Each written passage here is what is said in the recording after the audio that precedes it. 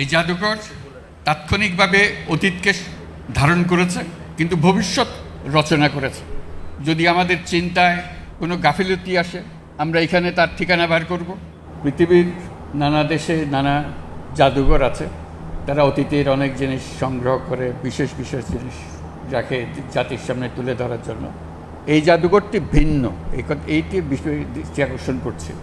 এটা অতীতের কিছু সংগ্রহ নাই এখানে একেবারে টাটকা নতুন যা ঘটনা ঘটেছে তাৎক্ষণিকভাবে সেগুলো সংগ্রহ করা হয়েছে।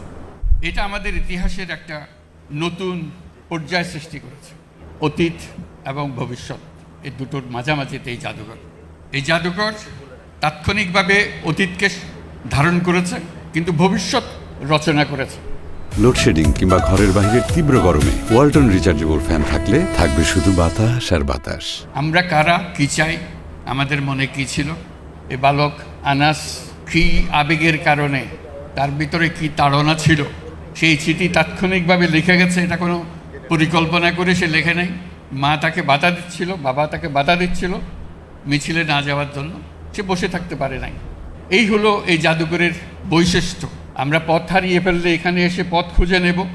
যদি আমাদের চিন্তায় কোনো গাফিলতি আসে, আমরা এখানে তার ঠিকানা বার করব।